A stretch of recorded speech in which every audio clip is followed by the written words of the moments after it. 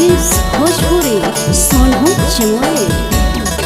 आगे दुनिया से चले जाइबो सुने गेला भारवा भैया कोरे खोजो हो डरवा गे। आगे भैया तोर जाने गेलो मिलल गेला भारवा रतिया के नदिया किनारवा गे।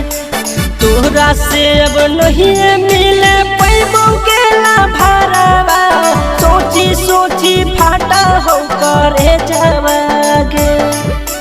तोरा से अब नहीं मिले पैबो गेला भारवा सोची सोची फाटा हो करे जावागे।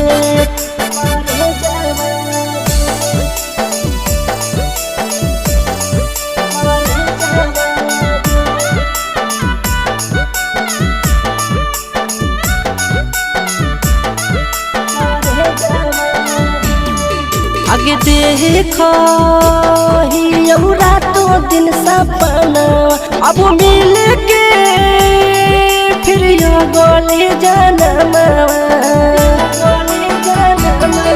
आगे यादो या बहु बड़ी बचपन तुम भइबा है को हमर दुश्मनवा मिलल याद आबो तोहरो सूरतिया कहियो नहीं अइबो तोर नजरवा गे।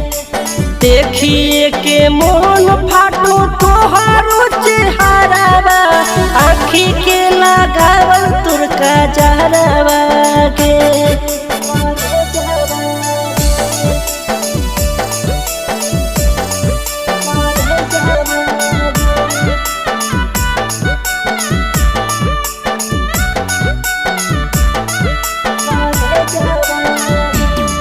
तोर भइबा कसैया होगे छोड़ी जान मारेले खोजो होगे छोड़ी।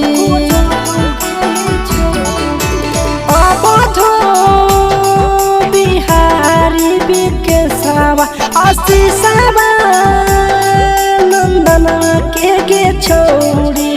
निरंजन प्रेमी यादव छोड़िए तोरा जाई तो करो ही नहीं कुछ तो बिचारवा गे।